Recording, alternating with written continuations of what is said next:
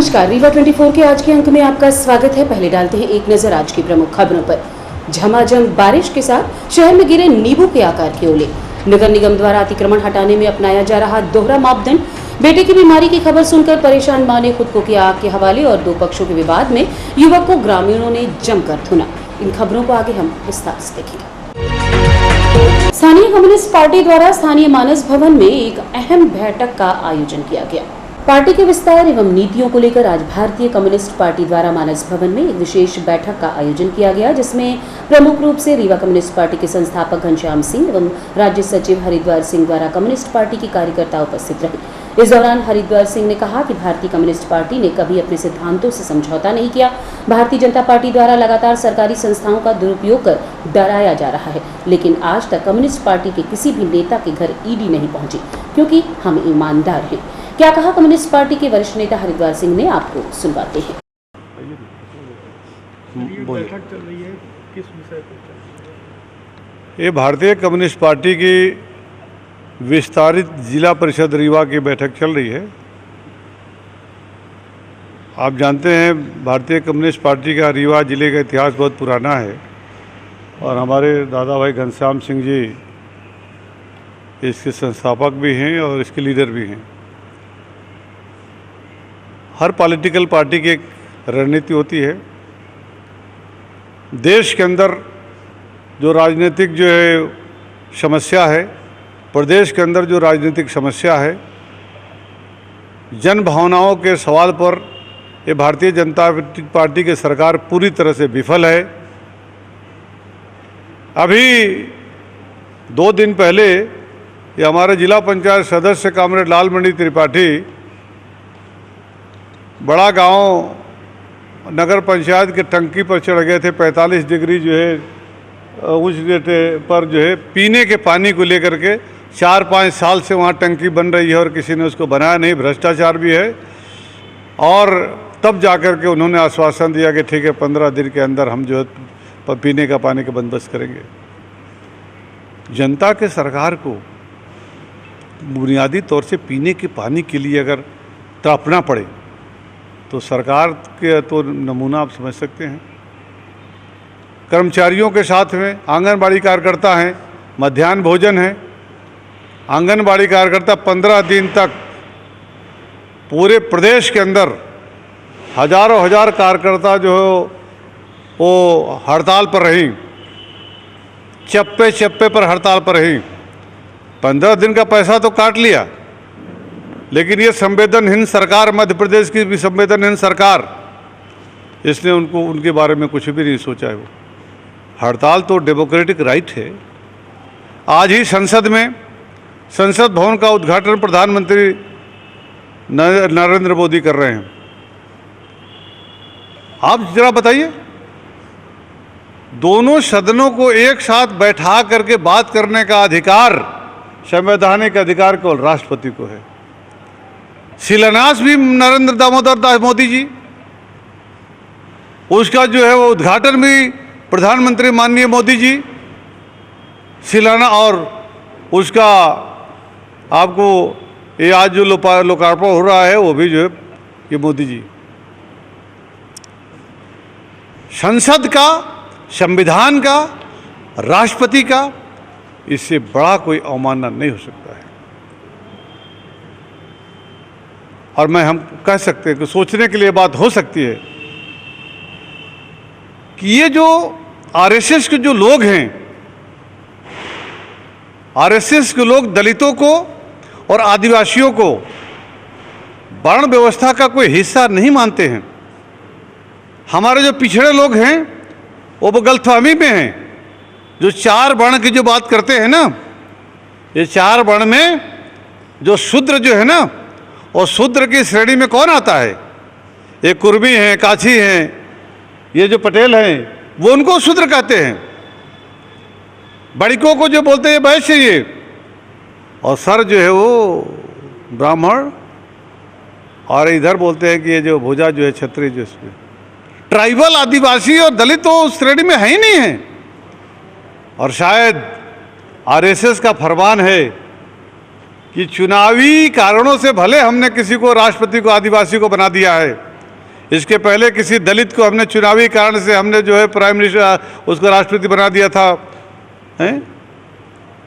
लेकिन हम जो है संसद भवन का शिलान्यास या उद्घाटन या भूमि पूजन का अधिकार किसी दलित को दे, ये आरएसएस के एजेंडे में नहीं है। झमाझम बारिश के साथ आज शहर में ओले भी गिरने की खबर आई है।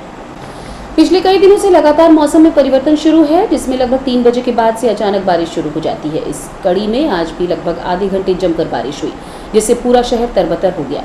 इन दिनों नौतपा चल रहा है और नौतपा में पानी का बरसना ठीक नहीं माना जाता है, लेकिन आज पानी के साथ साथ नींबू के आकार के ओले भी गिरे हैं, जिससे काफी नुकसान होने की संभावना है। इस बारिश को हमारे कैमरामैन सुनील शर्मा ने अपने कैमरे से कैद किया है। आइए आपको दिखाते हैं मौसम के इस बदलाव को।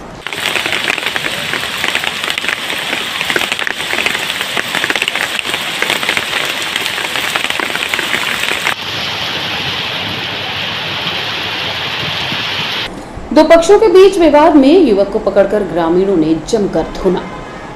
विश्वविद्यालय थाना क्षेत्र के बड़ा कोठार में युवकों के बीच आपस में विवाद हो गया। दूसरे गांव मारने पहुंचे युवक को स्थानीय लोगों ने पकड़कर जमकर धुनाई कर दी। वहीं घायलों को उपचार के लिए संजय गांधी अस्पताल में भर्ती करवाया गया है।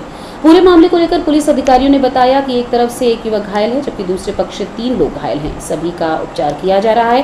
पूरे मामले की जांच कर वैधानिक कार्यवाही की जाएगी। विवाद की वजह युवकों के बीच पुरानी रंजिश बताई जा रही है।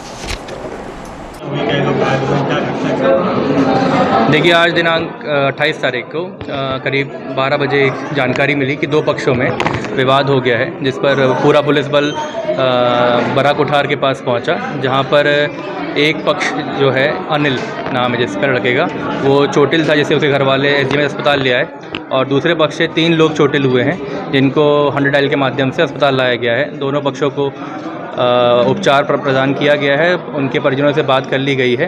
ऐसा लगता है दोनों पक्षों के जो नवयुवक लड़के हैं उनके बीच में विवाद पैदा हुआ था, जिसमें से एक पक्ष को कुछ लड़कों ने मारा है और दूसरे पक्ष को गांव वालों ने पकड़कर फिर उनके साथ मारपीट की घटना कारित की है। और बाकी दोनों पक्षों से हमने बात कर ली है। आगे की कार्रवाई हम लोग चालू कर रहे हैं। नगर निगम श्रमिक सफाई कर्मचारी परिषद द्वारा राज्य सफाई कर्मचारी आयोग भोपाल को ज्ञापन सौंपा गया। ज्ञापन में 7 सूत्रीय मांगे की गई, जिसमें श्रमिकों ने कहा है कि पिछले साल उज्जैन महाकालेश्वर तीर्थ स्थान पर मुख्यमंत्री द्वारा सफाई मित्रों महिला पुरुषों को जो सम्मान दिया गया उसका संगठन स्वागत करता है। साथ ही भारत के प्रधानमंत्री नरेंद्र मोदी द्वारा प्रयागराज तीर्थ स्थल पर सफाई कर्मी पुरुष महिलाओं का भी पाद प्रक्षालन किया गया, उसका भी संगठन सम्मान करता है। लेकिन हमारी 7 सूत्रीय मांगों का जल्द से जल्द निराकरण किया जाए। क्या है 7 सूत्रीय मांगे, आइए जानते हैं संगठन के पदाधिकारियों से। आदरणीय श्री प्रताप करोसिया जी, जिनको माननीय मुख्यमंत्री जी ने मध्य प्रदेश सफाई कर्मचारी आयोग का अध्यक्ष मनोनीत किया है, कैबिनेट का दर्जा मिला है, इससे सफाई कामगार परिवार को बड़ी प्रसन्नता है। और इसी प्रसन्नता के चलते आज सारे लोगों ने उनके रीवा आगमन पर आज उनका भव्य स्वागत किया है और स्वामी विवेकानंद की मूर्ति पर भी उन्हें ले जाकर माल्यार्पण कराया है। कर्मचारी संघ ने उनको 7 सूत्री मांग देकर अपनी बातों को रखा है। पहला, पुरानी पेंशन की बहाली की जाए। पुरानी अनुकंपा नियुक्ति जो 2005 में बंद की गई थी, नियम को शिथिल करते हुए चालू की जाए। विनियमित को नियमित किया जाए, जिससे शासन की सारी सुविधाएं प्राप्त हो सकें। दैनिक वेतन कर्मचारियों को नियमित किया जाए। माननीय से अनुरोध है कि सफाई कामगार नियुक्तियों में इस वर्ग को न लेके अन्य वर्गों के तथाकथित लोगों को कार्य पर लेते हैं। इससे शहर की दुर्दशा होती है, क्योंकि उन वर्गों के लोगों को अपने अपने आकाओं के बल पर फील्ड में काम न करके ऑफिसों में जम जाते हैं। इस कारण से रोस्टर प्रणाली सफाई कर्मचारी पद पर बंद की जाए एवं लोगों को सफाई संरक्षण के पदों पर भर्ती की जाए, जिससे सफाई कामगार परिवारों से सफाई का कार्य लिया जाता है। अन्य वर्ग के लोगों से सफाई का कार्य नहीं लिया जाता, जो न्यायोचित नहीं है। जैसे नगर पालिका निगम रीवा में भी 21 सामान्य वर्ग के नियमित एवं 35 दैनिक वेतन पर कार्यरत आज दिनांक तक उनसे सफाई का कार्य नहीं लिया जाता, उनसे अन्य कार्य लिया जाता है, जिससे शासन का स्वच्छ भारत अभियान में पलीता लगाया जाता है। इसमें तत्काल जांच कराई जाकर रोक लगाई जाए। सफाई कामगारों की समस्याओं के निराकरण हेतु जब भी कोई उच्च स्तरीय मंत्रणा समितियों का कोई बैठक निर्णय लिए जाएं, तो उस समिति में सफाई कामगार परिवार से कम 2 सदस्यों को भी उस बैठक में सम्मिलित किया जाए। नगर पालिक निगम रीवा में आउटसोर्स से जो सफाई कार्य करते हैं, उन्हें भी शासन की सुविधाओं का भरपूर लाभ दिया जाना चाहिए। ऐसी ये 7 मांगे माननीय सुनील चुटेले महामंत्री जी, माननीय अमर नाहर अध्यक्ष नगर निगम श्रमिक सफाई कर्मचारी परिषद ने ये मांगे माननीय अध्यक्ष महोदय को सौंपी है। उन्होंने आश्वासन दिया है कि इन मांगों के संबंध में तत्काल संबंधित जनों से चर्चा करके और इनको सुलझाने का मेरा पूरा प्रयास होगा और सभी कर्मचारी जो मूलभूत समस्याएं हैं उनकी मॉनिटरिंग की। अनेकों जगह जैसे अस्पतालों में, स्कूलों में, नगर पालिकाओं में, नगर निगमों में जो आउटसोर्स के माध्यम से जो ठेकेदारी प्रथा चल रही सफाई कामगारों की, वहाँ कुछ समस्याएं हमें मिली हैं। और उमरिया में कुछ ऐसे सफाई कामगार थे जो अस्पताल में ठेके पे काम कर रहे थे और ठेकेदार द्वारा उनको निर्धारित कलेक्टर रेट का भुगतान नहीं किया जा रहा था, ईपीएफ नहीं जमा करा जा रहा था और ईएसआई नहीं काटा जा रहा था और जमा नहीं करा जा रहा था और 4000 के लगभग उनको वेतन देते थे। 8 से 12 घंटे उनसे काम करते थे। तो इस प्रकार वहाँ की समस्याएं जो वहाँ के सीएमएचओ को बुलवाकर कलेक्टर को निर्देश दिए कि इस ठेकेदार को ब्लैक लिस्टेड किया जाए और इनका जिस समय से वेतन जो 4000 देना है तो शेष राशि इन्हें दिलाई जाए और इनका पीएफ और ईएसआई जमा किया जाए। अनेकों नगर पालिकाओं में जैसे रिक्त पद हैं और विनियमितीकरण किया है, तो रिक्त पद की पूर्ति विनियमितीकरण से करने के शासन के निर्देश थे। सीएमओ को हमने जितने भी नगर पालिका अधिकारियों को निर्देश दिए हैं कि आप जो विनियमितीकरण जिनका हुआ है उनको जो वरीयता सूची के आधार पर स्थायी करें, ये शासन के निर्देश हैं। और मास्टर कर्मचारी जो कार्यरत हैं और कई लोग जैसे नगर पालिकाओं में जो काम करते हैं उन्हें निलंबित किया गया बगैर कारण के, तो उनको निर्देश दिए कि उनको कार्य पर रखा जाए। इस प्रकार सफाई कामगारों के सामाजिक, आर्थिक, शैक्षणिक, आर्थिक विकासों के लिए भी निर्देश दिए हैं कि सफाई कर्मचारियों की वित्त विकास निगम के माध्यम से जो योजनाएं चलती हैं उसके माध्यम से एक इनके प्रशिक्षण कराए जाएं, उनके पढ़े लिखे पुत्र पुत्रियों के, और उन्हें जैसे सिलाई, कढ़ाई, बुनाई, ब्यूटी पार्लर, कंप्यूटर की ट्रेनिंग, ऐसी आदि ट्रेडों में प्रशिक्षित करके उनके रोजगार धंधे वित्त विकास निगम के माध्यम से दिलाए जाएं, जिससे सफाई कामगारों का जीवन स्तर ऊंचा उठ सके। शिक्षा के क्षेत्र में, अस्पताल में, नगरीय निकायों में, पुलिस विभाग में, जैसे पुलिस विभाग आदिम जाति कल्याण विभाग में पार्ट टाइम स्वीपर काम करते हैं, उनका अंशकालिक जो भुगतान किया जाता है उसमें भी ईएसआई लागू होती है। इसी प्रकार समस्त नगरीय निकायों में एक चीज़ और देखने में आई कि जो कर्मचारी मास्टर पर और विनियमिती पर उनकी मृत्यु हो जाती है तो उनके परिवार को शासन की निर्धारित राशि तो देते हैं, लेकिन उनको ग्रेजुएटी का लाभ नहीं देते हैं। तो ग्रेजुएटी के लाभ के निर्देश दिए हैं। लगभग एक कर्मचारी के 72,000 70,000 के लगभग वो बनेगा। ये नगरीय निकायों के कई अधिकारियों को, सीएमओ को, आयुक्तों को जानकारी नहीं थी। इस विषय में शासन के जितने भी दिशा निर्देश हैं उन पर हमने निर्देशित किया है। सभी जैसे उमरिया है, अनूपपुर है, सतना है, समस्त नगर पालिकाओं में हमने निर्देशित किया है।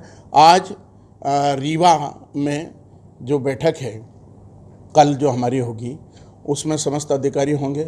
जो सफाई कामगारों ने भी आकर मुझे अपनी ज्वलंत समस्याएं बताई हैं उनका निराकरण कल कराएंगे। भारतीय जनता पार्टी महिला मोर्चा के द्वारा आज एक प्रेस वार्ता के दौरान प्रदेश के मुखिया शिवराज सिंह का धन्यवाद ज्ञापित किया गया। आइए सुनते हैं क्या कहना है भारतीय जनता पार्टी महिला मोर्चा का। चुनावी मुद्दा आप देखिए, मध्य प्रदेश में ही 50% महिलाओं को चुनाव में भी आरक्षण मिला, संगठन में भी 33% है और आप शिक्षा के उसमें देख लीजिए, टीचर की भर्ती में 50% का है, पुलिस की भर्ती में, हर जगह। ऐसा कैसा? सब चुनावी मुद्दे के लिए योजनाएं हैं। हाँ, चुनावी मुद्दे के लिए कांग्रेस जरूर कर रही है, जो 1500 का फॉर्म भरा रही है। अरे जब हम आज संपर्क कर रहे थे, कल भी हम लोग घर घर हमेशा संपर्क, डेली कुछ न कुछ कार्यक्रम में रहते, तो हमारी बहनें तो कहती कि आधी आबादी तो हम ही हैं। जब हम बनने ही नहीं देंगे सरकार, जब हम उनको अपना आशीर्वाद ही नहीं देंगे, मने वोट नहीं देंगे, तो ये 1500 की नौबत आएगी कहाँ से? ये जब सरकार नहीं बनेगी तो आप कहाँ से 1500 का फार्म लाडली बहना का नकल उतार रहे हो? नहीं, कांग्रेस तो कहते हैं कि हमारी नकल कर रही भाजपा, क्योंकि हिमाचल प्रदेश में पहले चालू हुआ था उनका, ये स्कीम उनकी पहले चालू हुई थी लाडली बहना का। हिमाचल प्रदेश में पहले चालू हुआ था। हम मध्य प्रदेश की पत्रकार वार्ता, मध्य प्रदेश के भैया शिवराज जी को नकल तो कर रहे हैं ना, उन्हीं की नकल जी नहीं। आवास का आवास देखिए, पहले भी शासन की योजनाएं 60 साल उन्होंने राज किया, पहले भी थी, लेकिन क्या धरातल पर उतरी थी? कितने आवास बने थे? रहा तो इंदिरा आवास, कितनी सड़कें बनी थी? आपने लाडली बहना योजना में एक बैरियर लगा दिया है, 23 से 60 वर्ष की महिलाओं को ही लाभ दिया जा रहा है। तो जो लाखों महिलाएं अपात्र हुई हैं, तो उनके भविष्य की चिंता कौन करेगा? सरकार करेगी, सरकार कर रही है। पैदा होने से लेके, आप 23 वर्ष का कह रहे हैं, मैं तो कह चुकी ना, पेट में आने से लेके अंतिम संस्कार तक की चिंता कर रही है सरकार। अभी आप एक अनुपात बता रही हैं कि 1200 पर 1020 महिला है, ये किस जनगणना में आया? आपके इसमें प्रेस नोट में दिया हुआ भाई, ये प्रेस नोट में अगर सही होगा तभी आपको दिया गया है। आपको भ्रमित, आप तो इतने जागरूक हैं कि आपको तो कोई भ्रमित कर ही नहीं सकता। ये अनुपात बताइए कहाँ से निकाला गया, बताना पड़ेगा। ये आपको भारत सरकार का केंद्र का आप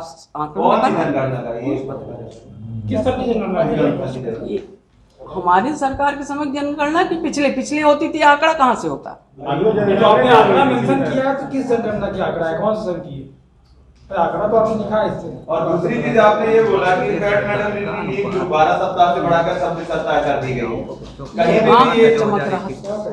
कहीं पे भी जो ये रूल्स रेगुलेशंस है ग्राउंड लेवल पे इम्प्लीमेंटेशन तो है ही नहीं। आपने एक आंकड़ा दिया 1174 रुपए का, 1200 करोड़ की जगह 1200 करोड़ ऋण चुकता करने का, ये भी नहीं है ग्राउंड लेवल पे। तो ग्राउंड लेवल पे आपकी सरकार कहाँ पे कर रही है? इम्प्लीमेंटेशन तो किसी रूल का है ही नहीं।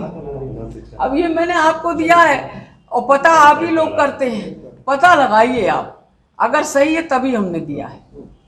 पता लगाना आंकड़ा तो आप हमसे अधिक आप जागरूक रह रही हैं, हमसे अधिक नहीं। अगर इम्प्लीमेंटेशन होता तो रिजल्ट तो दिखता, रिजल्ट दिखे और दिख रहा है और दिखेगा, सब पता करना पड़ेगा। नहीं भाई, हमने तो दिया अपनी तरफ से, अब पता आप करिए, हमें पता है तब हमने आपको दिया।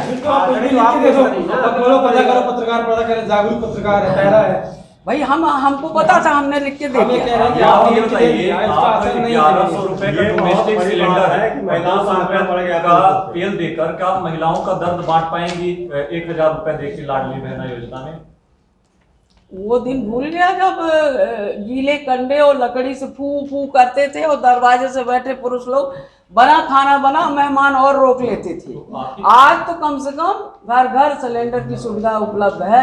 अरे वो दिन भूल, अरे एक मिनट भैया जी, वो दिन भूल गए जब एक गैस कनेक्शन के लिए सांसद के आगे पीछे लोग घूमते थे कांग्रेस की सरकार में। एक टेलीफोन कनेक्शन के लिए कांग्रेस सरकार में लोग सांसद को कहते थे हमको एक कनेक्शन। हम आप भी उनमें से हैं, बहुत लोग ऐसे होंगे, हाँ कुछ यंग हैं, उतना नहीं, पर अपन पढ़ लिख के भी जानते हैं हर चीज, वैसे नहीं। तो वो समय देखिए, एक कनेक्शन के लिए कितना परेशान। आज घर घर दूर संचार की क्रांति है और घर घर सिलेंडर। उस समय एक सिलेंडर, एक मोबाइल, एक स्टेटस सिंबल होता था कि रीवा जिले के चौराटा थाना क्षेत्र अंतर्गत पड़िया गांव की रहने वाली एक महिला सेना में तैनात बेटे की बीमारी की खबर सुनकर विचलित हो गई और परेशान होकर मिट्टी का तेल डालकर आग लगा लिया। घटना की जानकारी लगते ही पूरे गांव में कोहराम मच गया। आनन फानन में पुलिस को सूचना दी गई और गंभीर रूप से जल चुकी महिला को उपचार के लिए संजय गांधी अस्पताल भर्ती करवाया गया। परिजनों ने बताया कि बेटे का हाल ही में सीने का ऑपरेशन हुआ था, जिसकी जानकारी के बाद मां को नींद नहीं आती थी। उसी बीमारी और परेशानी के चलते उसने आत्मदाह कर लिया, जिसका उपचार चल रहा है। आपको बता दें कि चोरहटा थाना क्षेत्र के पड़िया निवासी मुन्नी सिंह ने शनिवार की दोपहर घर में आत्मघाती कदम उठाया है। फिलहाल मौके पर पहुंचे चोरहटा थाना प्रभारी ने कहा कि महिला को उपचार के लिए भर्ती करवाया गया है। पूरे मामले की जाँच की जा रही है। पड़िया में एक आगजनी की घटना घटी है, क्या है सर पूरा मामला? ग्राम पड़िया में एक 50 वर्ष की महिला है, घर में ही शायद काम करते समय उनको आग लग गई थी, उनको बनी में भर्ती करवाया गया और अभी उनकी भी कार्रवाई हो रही है। तो पुलिस वहाँ पहुँच गई तो प्रशासन वाले घटना पर लेकर कार्रवाई कर रहे हैं। क्या नाम है, ये क्या घटना घटी है? ये हो गया कल रात की 10:30 बजे की घटना है। तो इनकी जो मदर थी मतलब पहले से ही मानसिक पेशेंट हैं, मतलब नींद न आने की बीमारी थी, टैबलेट लेती हैं। तो इनका जो बड़ा वाला बेटा था जो आर्मी में है मतलब, तो उनके थोड़े दिन पहले ही चेस्ट पेन की शिकायत हुई थी उनके, तो उसी का ऑपरेशन हुआ है। तो जब से मतलब उनको पता चला है इस चीज़ का, तो मतलब नींद नहीं आती थी, मतलब बहुत ज़्यादा टेंशन में थी। तो कल मतलब करीब 10:30 बजे घर पे था नहीं कोई। जो मतलब छोटे बेटे हैं वो कहीं रिलेशन में गए हुए थे और जो बड़े पापा हैं वो भी एक जगह मतलब निमंत्रण थे, वहाँ चले गए थे। तो घर में था नहीं कोई, वही भर थी अकेले। तब हो गया, टेंशन तो था ही, उसी टेंशन में मतलब मट्टी का तेल मतलब डाल के खुद से मतलब आग लगा ली। फिर हो गया मुन्नी सिंह, श्रीमती मुन्नी सिंह। कौन से गांव का है? ग्राम पड़िया, पोस्ट तमरावासी, जिला रीवा, थाना चोरहटा, मध्य प्रदेश। मैं अरुणेन सिंह, उनका मतलब वो हो गया मतलब बड़ी मम्मी है मेरी। रीवा से सड़क पर खड़े होकर शराब पीने वालों के खिलाफ जब पुलिस ने सख्ती दिखाई तो कई लोग अपने वाहनों को तेजी से बढ़ाते हुए फरार हो गए। मौके पर आधा दर्जन से ऊपर शराबियों को पकड़कर थाने लाया गया। शहर में जहां तहां सड़कों पर शाम ढलते ही शराब के जाम छलकने तथा राहगीरों से अभद्रता किए जाने के बारे में पुलिस को शिकायत मिल रही थी, जिसके मद्देनजर रखते हुए देर शाम पुलिस अधीक्षक विवेक सिंह के निर्देशानुसार शहर सीएसपी शिवाली चतुर्वेदी के नेतृत्व में समान तिराहे से संजय नगर मोड़ तक शराब दुकान के बाहर सड़क पर खुलेआम कार के बोनट पर रखकर छलका रहे थे जाम, जिन्हें पुलिस ने आधा दर्जन से अधिक लोगों को पकड़ा। सीएसपी शिवाली चतुर्वेदी की कार्यवाही से वहां अफरा तफरी का माहौल हो गया। कई लोग अपने वाहनों को तेजी से दौड़ाते हुए फरार हो गए। सीएसपी शिवाली चतुर्वेदी द्वारा बताया गया कि सड़क पर खड़े होकर शराब पीने वालों के खिलाफ लगातार धरपकड़ अभियान चलाया जा रहा है। सड़क पर अनाधिकृत रूप से शराब पीते मिलेगा तो उसके खिलाफ सख्त कार्यवाही होगी। पुलिस अधीक्षक विवेक सिंह के निर्देशानुसार ये कार्यवाही पूरे जिले में जारी है। ये प्राय देखा जा रहा है कि जो है अहाते बंद होने के बाद लोग जो है शराब दुकानों के आसपास जो अंडे के ठेले, चना के ठेले, टपरे रहते हैं उनके आसपास शराबखोरी खुले में करते हैं। तो जो है इससे बुरा समाज पे बहुत बुरा असर पड़ रहा है, लोगों को अच्छा नहीं लगता। तो उसी को देखते हुए श्रीमान पुलिस अधीक्षक महोदय के निर्देशन में कल और आज लगातार ऐसे शराबखोरी करने वाले व्यक्तियों के खिलाफ और जो अंडे ठेले टपरे में जो शराबखोरी कराते हैं ऐसे लोगों के खिलाफ जो है सीएसपी महोदया के नेतृत्व में जो है कार्रवाई की गई है। लगभग आधा दर्जन से ज़्यादा लोगों के ऊपर कल भी कार्रवाई की गई है और आज भी कार्रवाई की जा रही है। हम ऐसे शराब दुकानों के आसपास जो है अभी हम अनाउंसमेंट करके लोगों को बता रहे हैं कि यहाँ शराब दुकानों के आसपास शराबखोरी करना पूर्णतः प्रतिबंधित है। अगर आप शराबखोरी करते हुए कराते हुए पाए जाएंगे तो दंडात्मक कार्रवाई की जाएगी। तो अभी हम लोगों को समझा भी रहे हैं और उसके बाद जो है हम लगातार कड़ी कार्रवाई भी करेंगे। हमारा पूरा उद्देश्य रहेगा कि जो है शराब दुकानों के आसपास जो थाना क्षेत्र में शराब दुकानें हैं वहाँ आसपास जो शराबखोरी खुले में करते हैं वो पूर्णतः प्रतिबंधित हो, उसके लिए हमारा सतत प्रयास जारी है और हम उसको बंद करके रहेंगे। शराब पीकर वाहन चलाते हैं उनके ऊपर शराब पीकर जो वाहन चलाते हैं उनके ऊपर हम धारा 185 के तहत कार्रवाई करते हैं, उनकी गाड़ी को जब्त करते हैं, न्यायालय भेजते हैं प्रकरण तैयार करके। सड़क पर अतिक्रमण के खिलाफ नगर निगम का दोहरा मापदंड बिगाड़ रहा शहर की यातायात व्यवस्था। रीवा शहर यहाँ की यातायात व्यवस्था से आप भली भांति परिचित होंगे। शहर की सड़कों पर विकास के घोड़े को दौड़ाने में करोड़ों अरबों का खर्च किया जा रहा है, लेकिन यातायात व्यवस्थाओं के हालात जस के तस बने हुए हैं। भले ही इन व्यवस्थाओं को सुधारने की जिम्मेदारी यातायात पुलिस को है, लेकिन इसके पीछे का सबसे बड़ा दोषी शायद नगर निगम का वह दस्ता है जो अतिक्रमणकारियों पर दोहरा मापदंड अपना रहा है। कार्यालयीन समय में हमेशा जाम की स्थिति निर्मित रहती है। मीडिया के सामने नगर निगम का प्रभारी दस्ता इस अतिक्रमण को अवैध तो मानता है, लेकिन कार्यवाही के नाम पर उसे एक छोटा सा चालान कटवाकर जिस तरह से तस्वीर खिंचवाई जाती है वो व्यापारी को किसी सम्मान से कम नहीं है। लेकिन इसके विपरीत भी एक ऐसी तस्वीर है जिसमें अतिक्रमण हटाने के लिए अतिक्रमण दस्ता पूरी तरह से ईमानदार है। अपने परिवार को पालन के लिए 200 से 400 कमाने वाले फुटपाथ व्यापारियों पर नगर निगम के अतिक्रमण दस्ता किस तरह से कार्यवाही करते हैं। गरीबी व्यापार अपना सामान लेकर भाग रहा है और नगर निगम के कर्मचारी उसके सामान को जबरदस्ती गाड़ी में डालकर ले जाते हैं। राजू भाई पीछे है 2-4 जने अतिक्रमण खिलाफ कार्रवाई की जा रही है, क्या जुर्माना किया जा रहा है और क्या कार्रवाई होगी? जुर्माना 500 रुपये 1000 रुपये किया जा रहा है। और जिन इस दौरान जो आप लोग हमेशा अतिक्रमण हटाते, क्या अतिक्रमण भी हटाया गया है? अतिक्रमण भी हटा रहे हैं, साथ में जो नहीं दूसरे दिन नहीं मान रहे तो उनको चालान भी कर रहे हैं, सामान जब्त कर रहे हैं। जय डेयरी का जो अभी आपने रसीद काटी है, क्या ये वैध है अतिक्रमण है या अवैध है? नहीं, अवैध अतिक्रमण है। तो इसको आप हटाएंगे या हटाने को उनको अल्टीमेटम दे आए कि आप अपने से हटा लो। और जो सेट बना हुआ है वो सेट भी हटाने को बोल दिए और चालान भी करके आए, उनका 500 रुपये का जुर्माना भी किए हैं। तो कब तक कार्रवाई करेंगे आप? क्योंकि आप अब ये तो हमेशा करते रहते हैं, ऊपर के अधिकारियों का जब निर्देश होगा तब करवा देंगे। और रुकेंगे एक छोटे से विराम के लिए। बने रहिए रीवा 24 न्यूज के साथ। हड्डी जोड़ एवं रीढ़ रोग तथा स्त्री रोग एवं प्रसूति रोग का इलाज एक ही छत के नीचे। विघ्नहर्ता hospital and trauma centre, hotel landmark के पास, रतहरा, रीवा। डॉक्टर संतोष सोनी, पूर्व चिकित्सक, बॉम्बे हॉस्पिटल, मुंबई। हड्डी जोड़ एवं रीढ़ रोग विशेषज्ञ, छोटे चीरे एवं दूरबीन विधि द्वारा हाथ तथा पैर की हड्डियों का ऑपरेशन। गठियाबात, जटिल एवं बिगड़े हुए फ्रैक्चर का बेहतर इलाज करते हैं डॉक्टर संतोष सोनी। विघ्नहर्ता हॉस्पिटल ट्रॉमा सेंटर में ही स्त्री एवं प्रसूत रोग विशेषज्ञ डॉक्टर शैलजा सोनी भी उपलब्ध हैं, जिनकी देखरेख में नॉर्मल डिलीवरी, सिजेरियन ऑपरेशन एवं बच्चेदानी से संबंधित ऑपरेशन की बेहतर सुविधा। संतानहीन दंपत्ति तत्काल संपर्क करें। विघ्नहर्ता hospital and trauma centre, hotel landmark के पास, रतहरा, रीवा। सुविधाजनक एवं सफल इलाज हेतु आज ही संपर्क करें।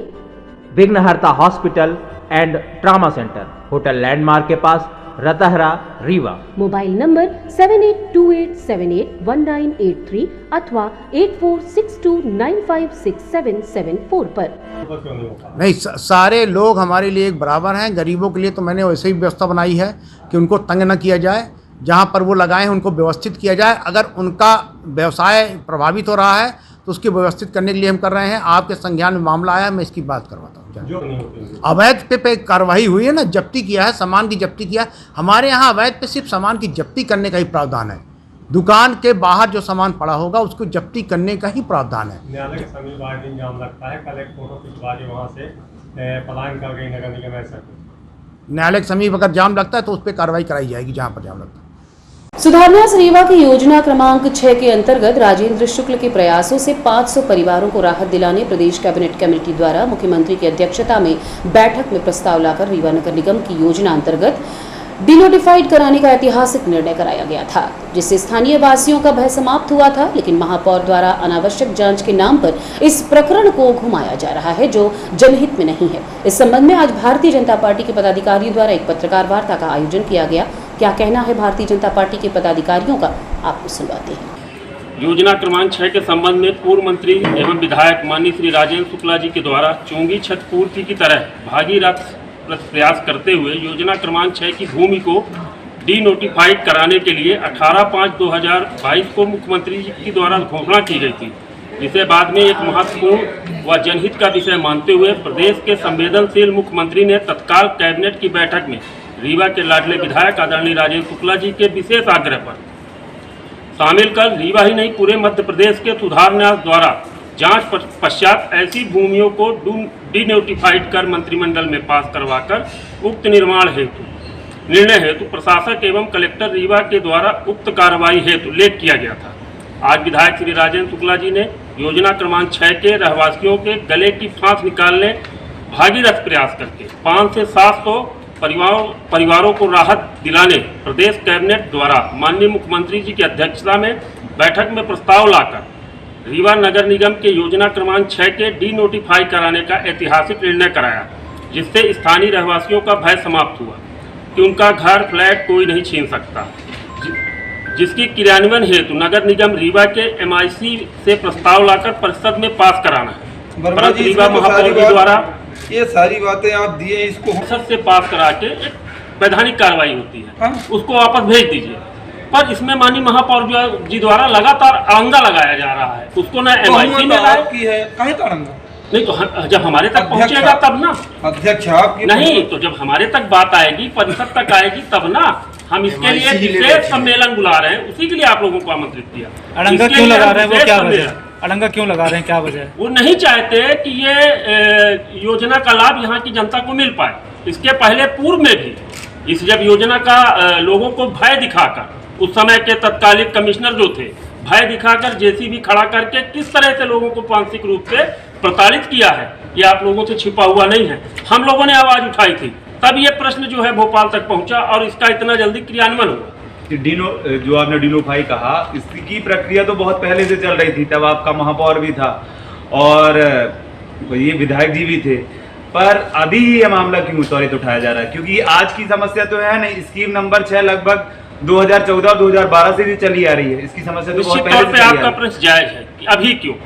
मान लीजिए कि हम कोई प्रक्रिया आज चालू करते हैं, हम खाना बनाते हैं तो पहले जो है चावल दाल धोते हैं, फिर कुकर में चढ़ाते हैं, तब बन के आता है। इसी तरह जब इसके कागजी कार्रवाई जब हमने पूर्ण की, जब शासन को गया, इसकी जब जांच हो गई, ये हुआ कि अब इसको जो है डिनोटिफिकेशन करना जरूरी हो गया है, क्योंकि यहाँ पे जो रहने वाले परिवार है अब वो कहीं नहीं जा सकते। तो शासन ने जब भेजा तो हम क्यों लिंगारान कर रहे हैं?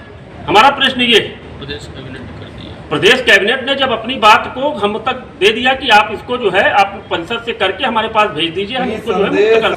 आज की खबरों में बस इतना ही। नई खबरों के साथ कल होंगे पुनः उपस्थित। अब दीजिए इजाजत, नमस्कार।